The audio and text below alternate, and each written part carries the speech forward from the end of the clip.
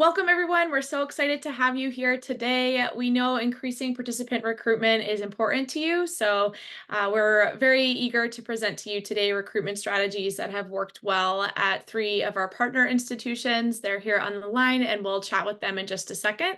So let's go ahead and get started. All right, before we get to the topic of our conversation, I just want to share a few best practices to ensure your virtual experience is seamless. You might want to adjust your video layout to speaker view so you can see whoever's talking at all times. We've also found that if your camera is on, it allows for a much more engaging participant experience. And feel free to go ahead now and share your name and institution in the chat so we can go ahead and get to know each other a little bit.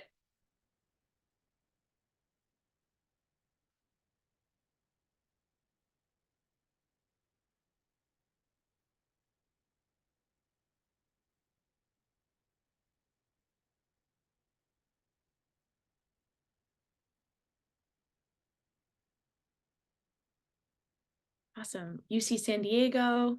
Wonderful.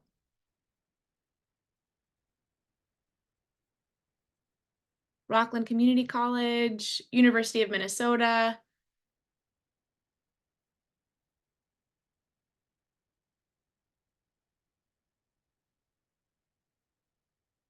Strayer, wonderful.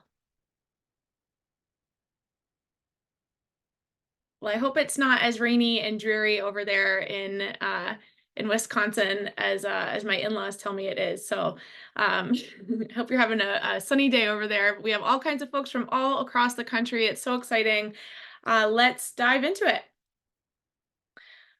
All right, so my name is Jennifer Caius, and I'm a customer education manager here at Mentor Collective. I focus on listening to the challenges that our partners face and providing educational opportunities that offer creative strategies to make your mentorship initiative successful. And I'm joined today by Jess Kitt, who's our Director of Partner Success, and I'll pass it over to her to introduce herself. Hi, everyone. Happy Thursday. My name is Jess Kitt, as Jen mentioned. I'm our Director of Partner Success. So you all work with many members of my team. So you have a partner customer success manager who helps you with adoption and solutions and best practices. And a lot of you are probably in the midst of thinking about your program or already launched your program for next year. So just wanted to thank you all for making the time to be here. And we're excited to share and have so many guests here to share their best practices with you all. So thanks for having us today. Great. So today's session is all about empowering you with examples of recruitment strategies that have demonstrated success.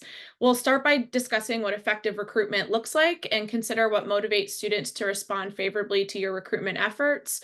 And then we'll turn it over to our featured guest speakers, who we'll introduce in just a second. Our guest speakers will chat through recruitment strategies that worked well at their specific institutions, as well as tactics to keep mentees connected to your institution over the summer. They'll share how they implemented these strategies given their specific needs, and that will provide you with a framework for application on your own campuses. All right, let's meet our guest speakers. I'll pass it over to you, Jess.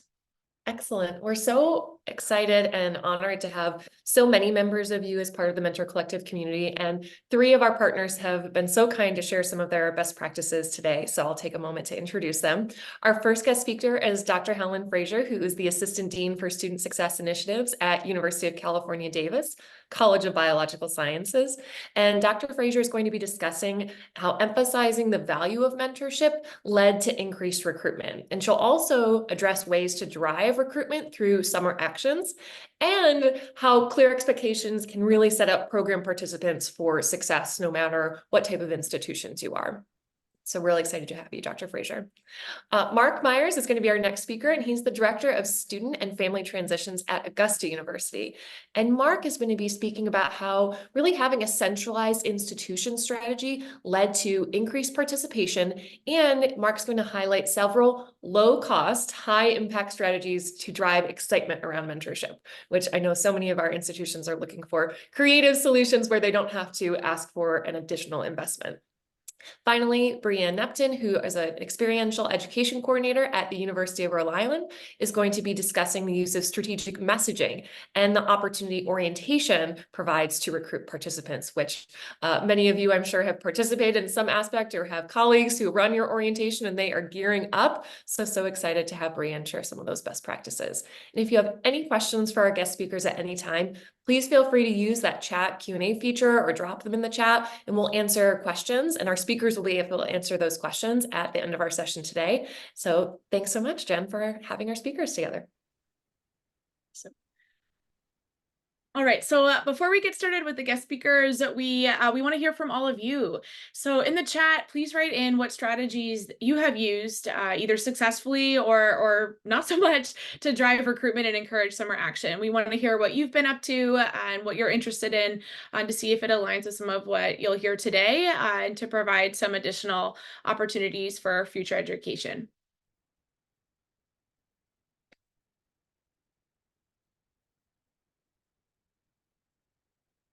I know there's so many different types of strategies and it's really specific to every institution. So, we're really interested in what works. Let's see.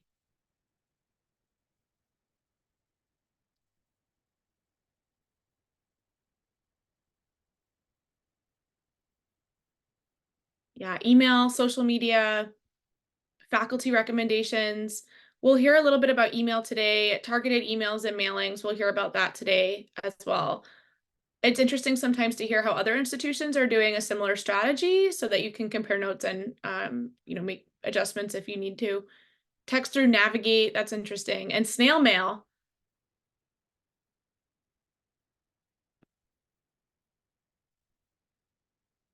Faculty promo and testimonials.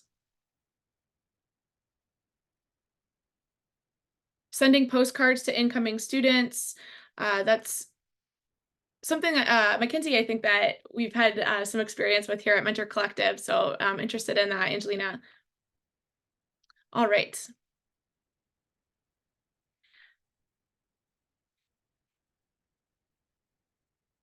All right, so without further ado, let's move into what successful recruitment looks like. So there are many ways to impact recruitment successfully at your institution, and we see themes pop up repeatedly, such as those identified here and some of what we just saw in the chat. These themes can be used as part of your overall recruitment strategy. So for example, we know that providing students with multiple opportunities to engage with mentorship increases their understanding of the value of mentorship, as well as their awareness of what mentorship opportunities may even exist at their institution. Being mindful of this and creating an overall recruitment strategy means that you might ensure students are hearing about mentorship through many touch points, including from other students or in spaces where students tend to show up. And that can mean something as simple as just tabling in the parking lot for commuter students. It also may mean using a variety of strategies to maximize your impact. In our last webinar, actually in February, we discussed how leveraging student employees could lead to a boost in recruitment and student engagement. One of our partner presenters at that webinar, Brooke Sokoloff-Adams, who's the Director of Student Development at Holyoke Community College, shared how one way they increased participation was by paying mentors just to hang out in areas that are highly trafficked by potential mentees.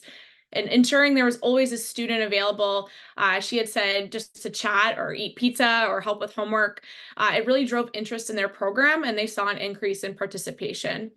So ultimately, successful recruitment may vary depending on the specific needs of your institution, but it ideally includes a collaborative effort employing multiple strategies and initiatives.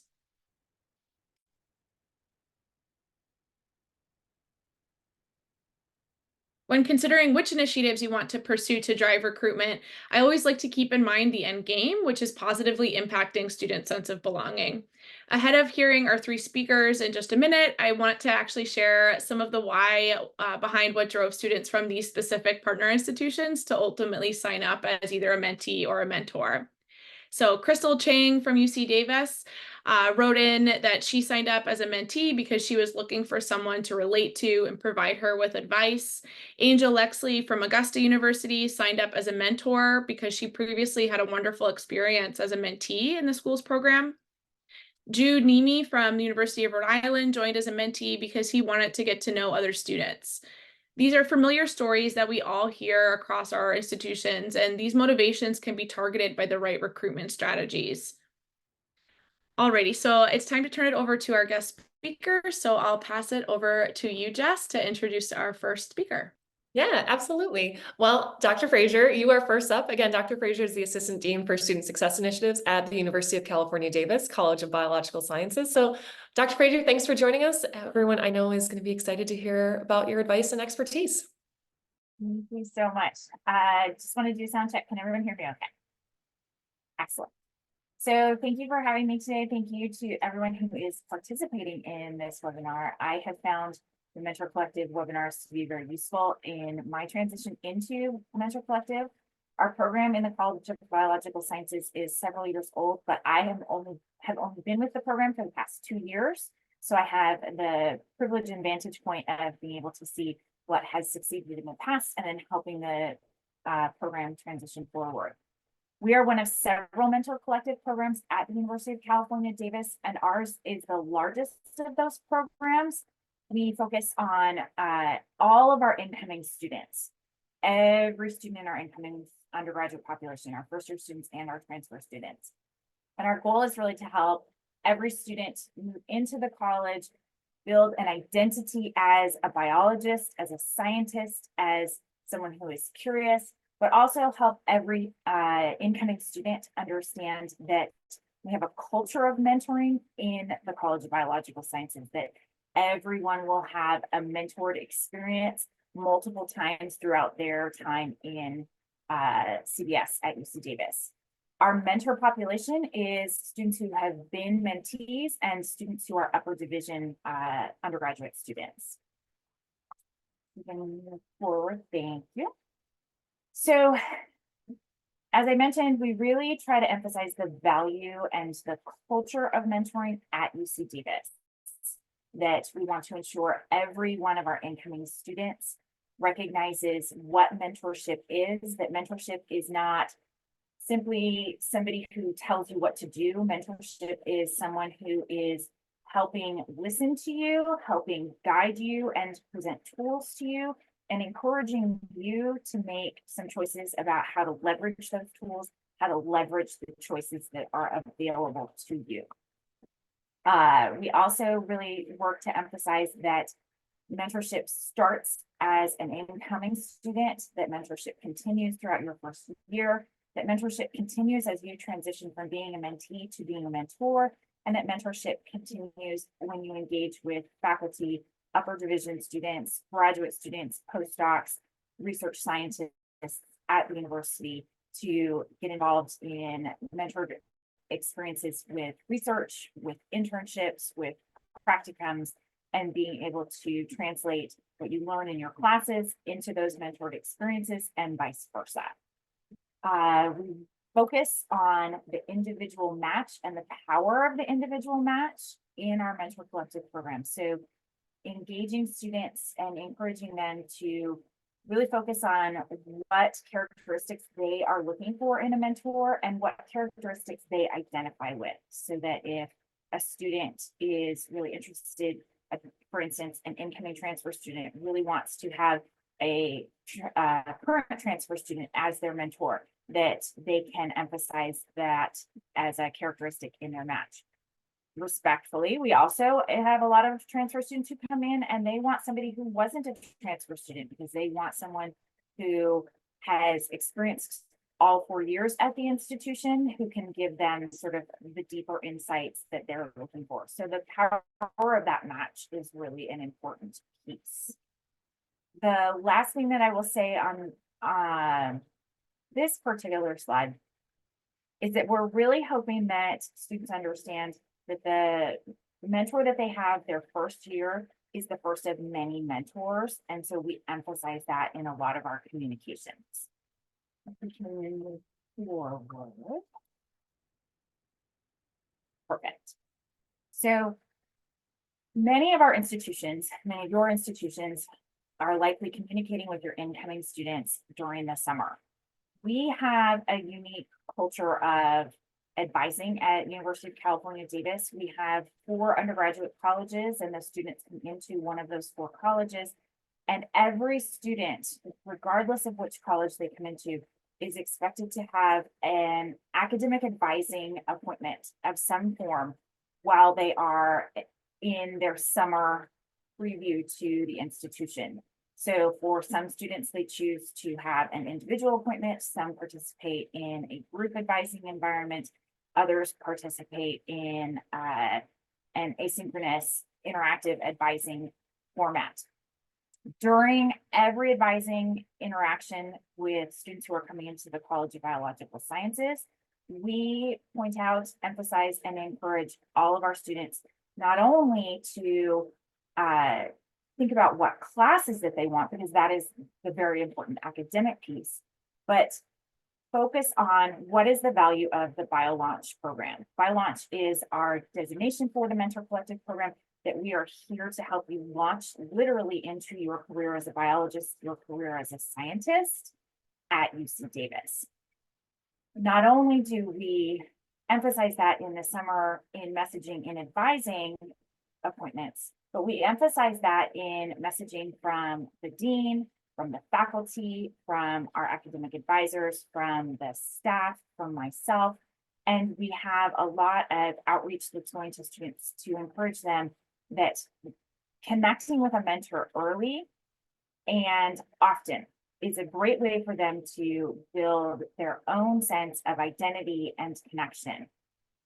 The other piece that's really critical, I think, for you to understand about our program, almost every student who comes into the College of Biological Sciences is going to take roughly the same curriculum their first 2 years. So we use and leverage our Mentor Collective BioLaunch program as an opportunity to help students understand that the entire college, every student in every major is a part of their team, is a part of their group, is a part of their community, and that Mentor Collective is here to help them with that. So from all levels of the college, that we are investing in them and their success by engaging them in mentoring. And last slide. Last of my tab. So when we talk about BioLaunch, we also are really talking about and building an identity for students. We want them to participate in BioLaunch. We point out to them the success of the program. We point out the framework that we are offering them, that BioLaunch is, and to be perfectly honest, some of it's just very blunt. Almost every student coming into the College of Biological Sciences participates in BioLaunch. Almost every single one. We have a huge participation rate. And so we tell students that we have this huge participation rate. The reason that it is successful to our mind is that we have such a large population. We have such an engaged population. Students come in as mentees 1 year and they transition to be mentors the next year. Throughout that year, we really have a framework that is helping students identify with the cycle of stress, if you will, in the quarter system, the cycle of contact, the cycle of engagement, the cycle of the academic experience. So when midterms are coming up, sending nudges to the mentees, hey, this is going to be your first round of midterms. Contact your mentor, ask them questions, sending messages to our mentors. This is the first time that your mentees are going to be engaged in midterms in our environment. Contact them. And by really having a framework that is supporting both mentee and mentor throughout that entire year, we're able to create multiple touch points for our students and encourage students to come back and offer the same benefits to future UC Davis students, future College of Biological Sciences students by serving as a mentor. So we're really invested in the culture of mentoring, in the culture of support, and the culture of reciprocal support for future students. And I think those are the points I wanted to talk about. Fantastic. Thank you so much, Dr. Frazier. And I really appreciated how you shared about the reciprocal nature of mentorship and how that's something that's going to continue to be a cornerstone and touch point for them throughout their career. So thank you so much for sharing that. And if you have questions for Dr. Frazier, feel free to put them in the chat and we'll have that Q&A at the very end. But want to also make sure that Mark Myers, who again is from Augusta University and he serves as the Director of New Student and Family Transitions. Mark, thank you so much for joining today about the Jags for Jags Mentorship Initiative at Augusta. And I'll hand it over to you to share your expertise. Yeah, so we were fortunate. We rolled out our Mentor Collective program last year around this time. And so we were able to, our goal, of course, was to really help to develop a culture of mentorship at the university. We have a lot of really cool mentorship programs on campus. And so our Jags for Jags program kind of became an umbrella to help support and kind of bring others into the fold. For our mentees, we are inviting our freshmen and transfer students that are new students to the university into our program. It's something that's really unique about Augusta University that I think is, from an orientation standpoint, is that's kind of part of my role here at the institution too, that parents love to hear that their student can have a mentor that is an actual student in our medical school or our dental school or one of our graduate programs or an upper class program, upper class student that can kind of help show them the ropes. And so when we rolled this out, we started with our mentor recruitment, obviously, in April. And then we were able to roll out through the summer so that our students really got accustomed, our new students, to the fact that mentorship is the norm here. Participating in Jags for Jags is really something that our students are highly encouraged to do. And so that was super successful in our first year. We met our goal of 400 matches. And the support mentor collective offered through shout out to Judy, who's kind of our onboarding person for Mentor Collective, who met with us lots to also help us define mentorship. I think I'm getting into my next slide though too, so I can move to that one. So a big part of this, when we rolled this out last spring, I put together a steering committee, if you will, and a response team. And these were professional staff members from various units across campus that the steering committee's focus was to make sure we had a solid infrastructure to roll this out and to have buy-in from our campus partners to ensure that when their students are asking about Jags for Jags or this new peer mentorship program, that everyone was equipped with the information to accurately kind of steer students into our program. One of our first meetings, we had our director of our academic success center. It's like, well, how are we defining mentorship here at the university?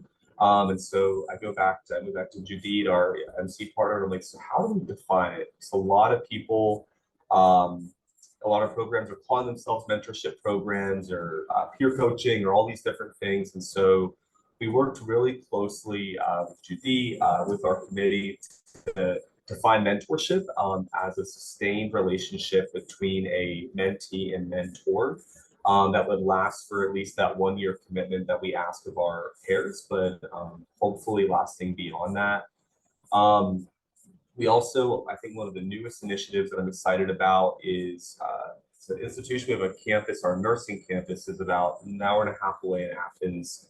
And they are wanting to kind of create their own mentorship program, but kind of under the Jags for Jags umbrella. So they will create a co-curricular component for the students in their program. And so their upper class students in the nursing program will be paired with their incoming BSN Bachelor nursing students.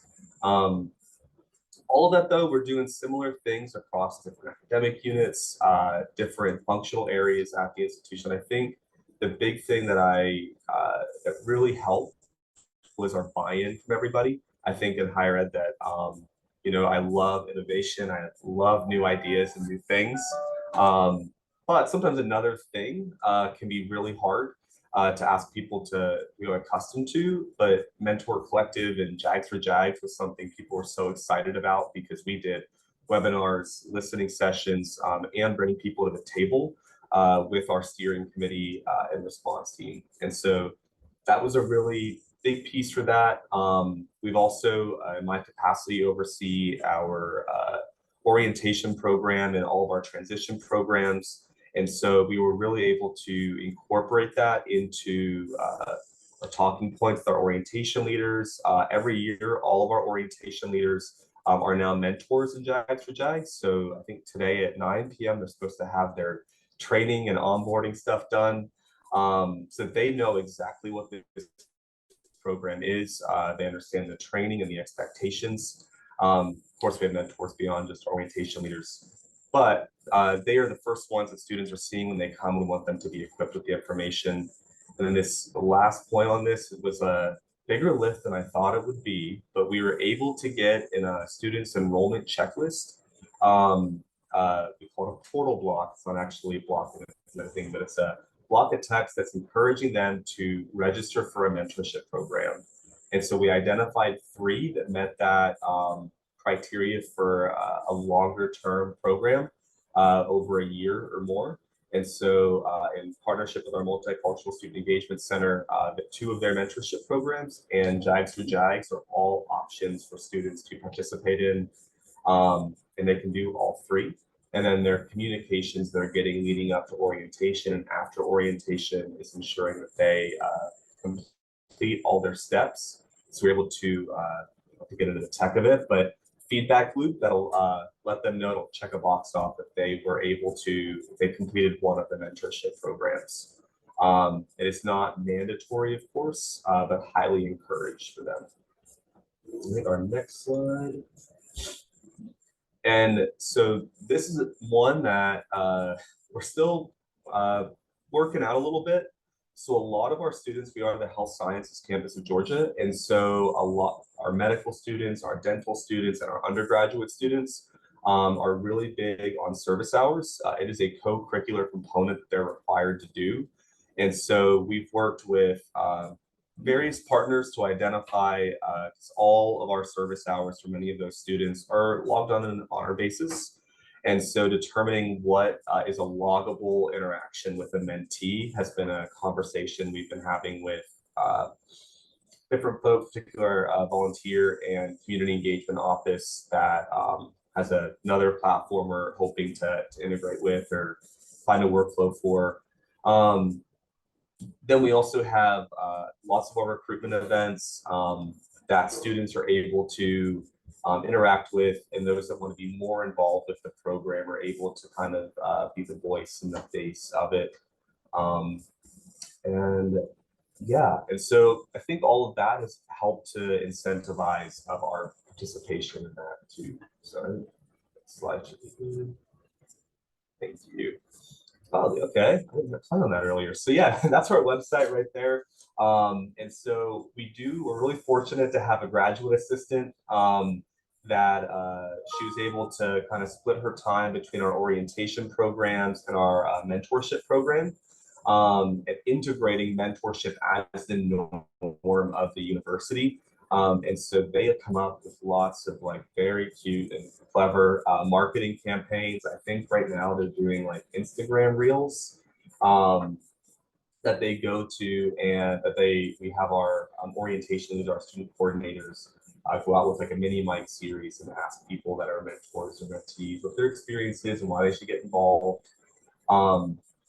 Something that I'm like super excited about that I think is going through this week, we do have, we're starting a JAGS for JAGS student organization as well, which will have a club structure to also help this really be driven by students, for students. Because right now, the last year, I think I have a lot of really creative ideas, but when I've given them to my students, they're able to take them to the next level.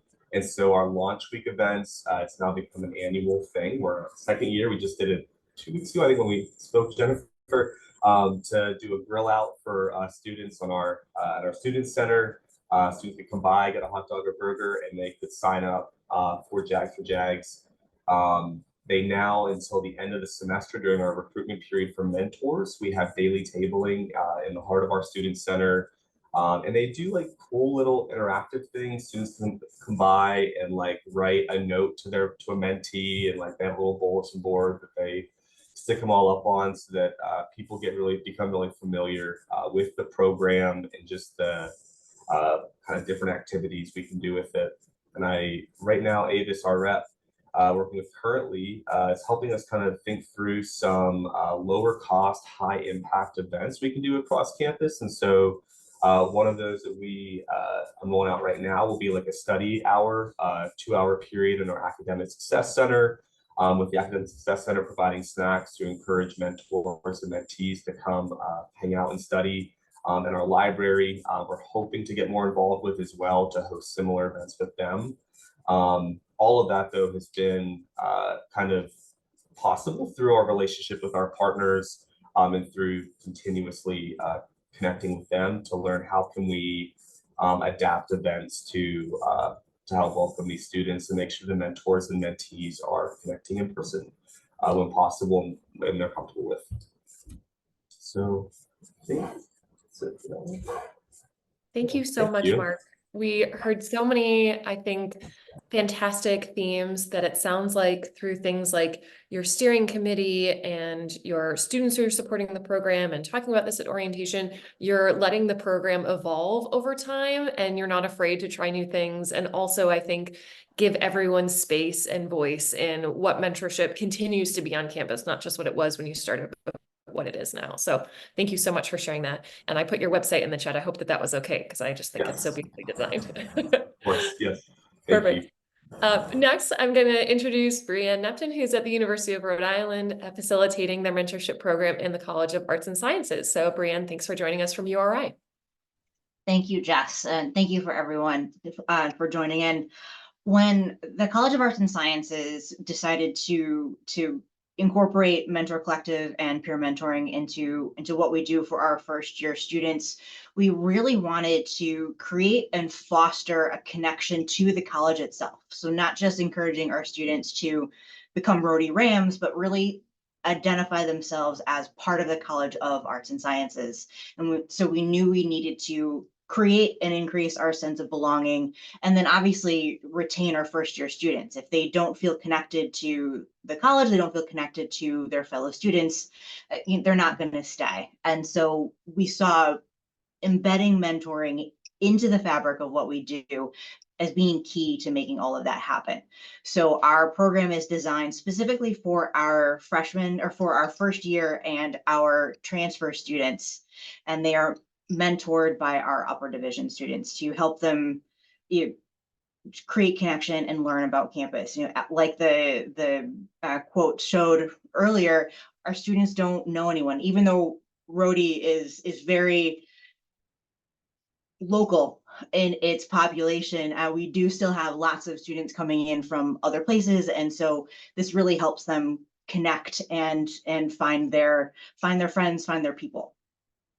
So as we build out our program year to year, we know that students are inundated with information. And so because I am sort of the primary contact for a lot of our students, when a flag gets put up by a mentor for our mentees, they hear from me. A lot of the advertising comes from me. So when it's critical that our students pay attention, emails come from Dean Riley. And so they will open an email from Dean Riley well before they open an email from me. So right now we're prepping for the dean to send out our interest survey. And so we know that we want to maintain our mentees as our mentors moving forward, because they're the ones that understand the program. They're the ones that can add that increased love of the program and love of mentoring amongst our students. So we'll generate an email, figure out who wants to maintain their status in the program, and they'll be our first set of recruitment when we launch the program again for 2024, 2025.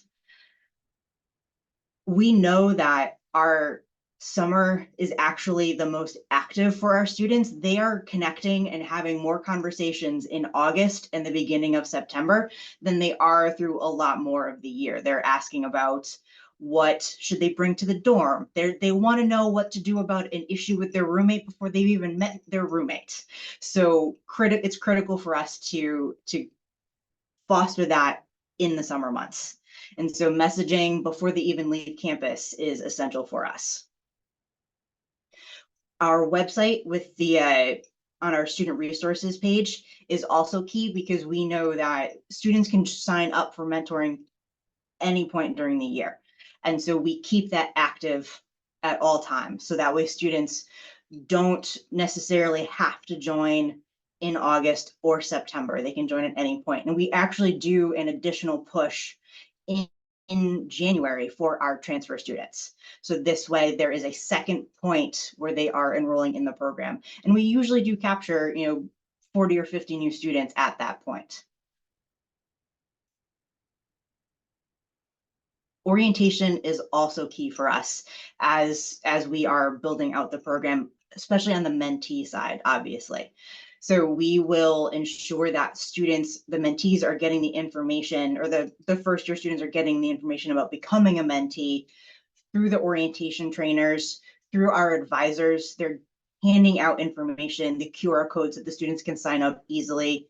And then Dean Riley has incorporated Mentor Collective, the peer program, into how she talks to parents. And so the way URI does their orientation, it's a 2-day, and student and parents have their own orientation.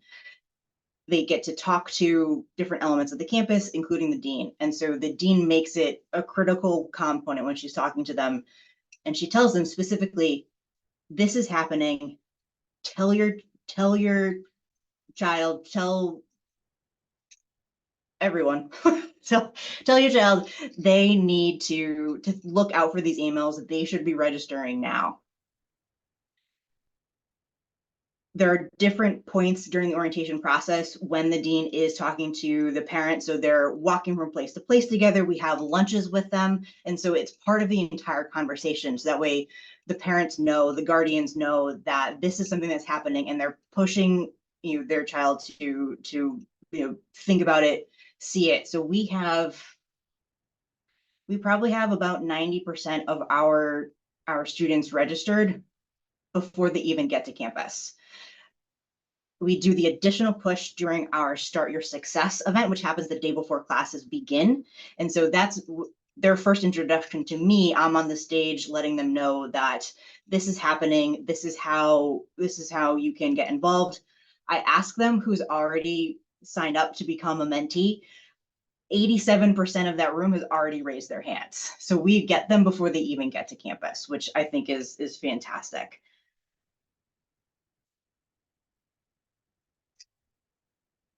I think I'm going through my slides faster than I thought I did. Awesome, Brian. Thank you so much. I also appreciate how thoughtful you are about having this mentorship be communicated from multiple aspects, right? Family members, the support systems that might be helping their students get through their career and start their career off on the right foot, and obviously talking to your students, and having such an intentional plan for also how you will get the attention of mentors at the end of the academic year to tee them up for the following year. I think that is so nice. And if we can take some work off of our shoulders in August when we're drastically doing so many other things, that's wonderful. Well, as we wrap up, I will hand it over to Jen to pull things home. Thank you. Yeah, thank you so much. This was just really wonderful to hear all of your stories. And, as I was hearing the three of you share some of the strategies that have worked well at your institutions, I was mindful of the start of this session where folks were writing into the chat with strategies that have worked for them. And I just think it's wonderful to see how similar strategies might work in a different way at a different institution, and to take that back and to apply these learnings in a new way, maybe being a little bit more strategic with an email that's sent out, celebrating a success, giving a nudge to a student who might need a little extra support during a stressful time of year. Those cookouts, Mark, that sounds really wonderful. And even just walking with a parent to talk to them about how wonderful mentorship is. So some of these strategies I hope were helpful for all of you to take back to your own institutions. And before we wrap up, I'd love to just take a second to address any questions that folks have for our guest speakers. So feel free to come off mute if you'd like to pipe in and direct your question to anyone specific, or if you want to drop something in the chat, that's fine as well.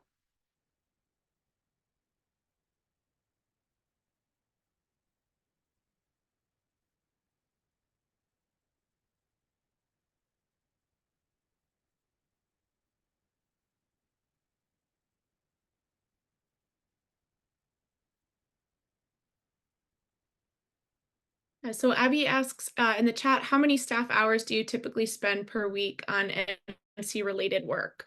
So I think that is a question maybe all three of you could give an answer to, if you don't mind. Yeah, I don't mind sharing. So it depends. I'm learning, so we're still getting into a flow in our first year. It very much depends on the time of year. Right now, like we have our student activity fee proposals are due tomorrow, so I'm requesting some additional resources to have stuff to grill out and do other things. So I'd say about 15 hours in a week like this. Once our program's up and running in the fall, though, 2-3 hours a week. And it's mostly working with our student leaders to make sure that we have different types of events going. So yeah, I don't know if that's helpful. Our GA, I will say though, we do have a graduate assistant who does our flags, and our student employees, and they spend about 5 to 10 hours a week, but a lot of it's programming.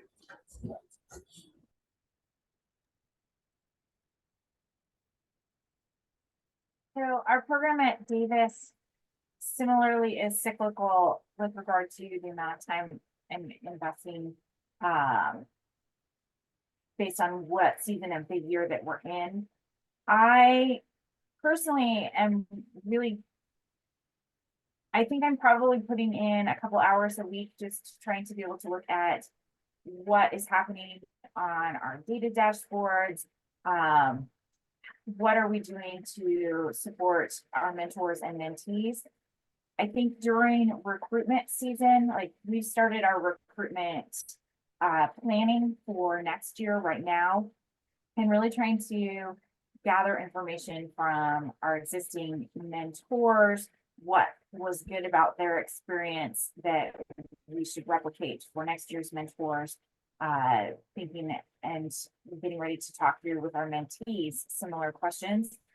So right now it's a little bit higher because we are moving into that recruitment season. But I also think that I feel like it's important to say that it's very manageable, well invested time, because what I am putting into a small fraction of my time is benefiting my entire undergraduate student population in such huge ways that the return on the investment is much more valuable, I think, than anything else that I could be doing during that couple hours a week right now. Maybe a little bit more than a couple right now, because so many of my students are being impacted positively over the course of their entire academic year, because I'm investing a little bit of time right now. Yeah, and I'll echo that as well. It really is, I think for me, the high points are September, January, and then right now as starting the program, getting the program restarted for spring, and then thinking about transitioning out of and then into the next year. So September, the flags are always, the number of times I have to go in to double check a flag, reach out to a mentor or mentee with additional resources. That's always highest in September for me, at least.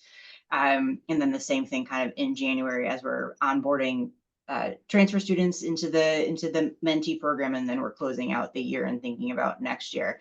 But it is easily managed, and I tend to, because this is what I do. So I tend to be a little bit more active in September as well, just because I'm looking at all the different data that Mentor Collective is tracking for us in the dashboard, and thinking about, are there groups that need to be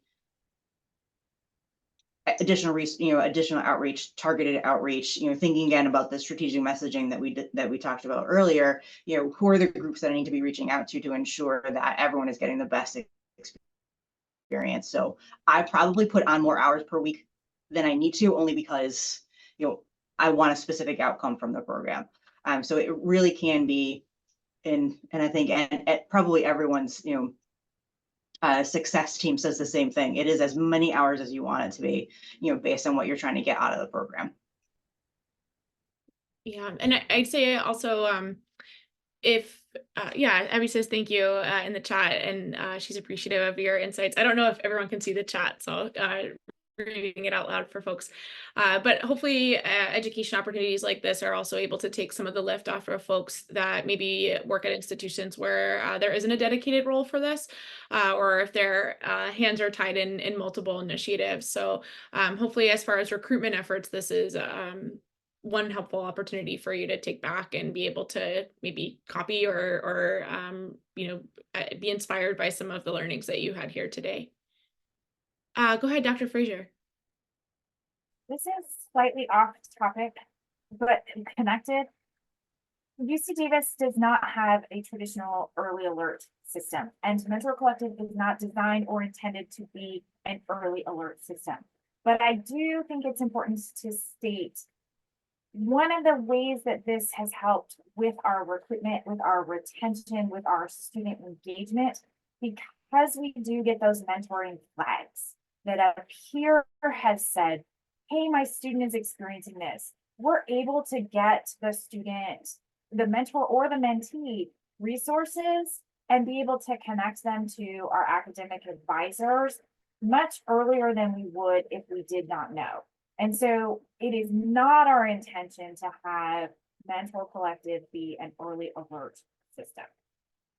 Yet at the same time, the little bit of time that it takes for me to be looking at those flags and connecting the mentor, hey, here are some resources next time this question comes up, connecting the mentee to our advisors is invaluable. And it, I think, is one of the factors that contributes to recruitment and retention of mentees to mentors year after year, because the students actually got added value during their Mentor Collective experience, not just during the recruitment period. So what they experienced has just as much effect and impact.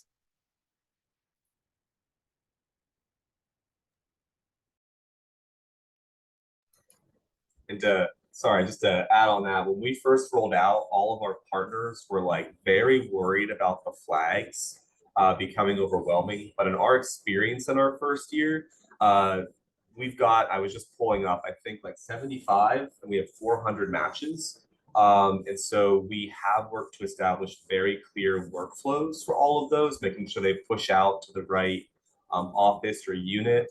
And being able to know, okay, this is what our students are struggling with and talking about. And so we've really appreciated that. And I love now kind of going back to our with directors meeting every Wednesday, saying, well, yeah, it turned out actually pretty great. And our students are, the training they're provided really helps them understand the purpose of the flags, and our response to them has become very standard. Awesome.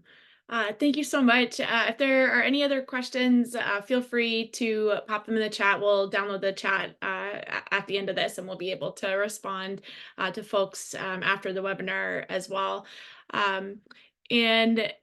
Yeah, I think that about wraps us up. I'd love to give everyone a few more minutes into your day. Please be on the lookout for a follow-up email with the full recording of this webinar, as well as additional resources related to boosting participant recruitment. And thank you so much. Thanks for all the feedback, and thank you so much to our guest presenters for taking the time out of your day to share what worked so well at your institutions with us. And I hope everyone has a wonderful day.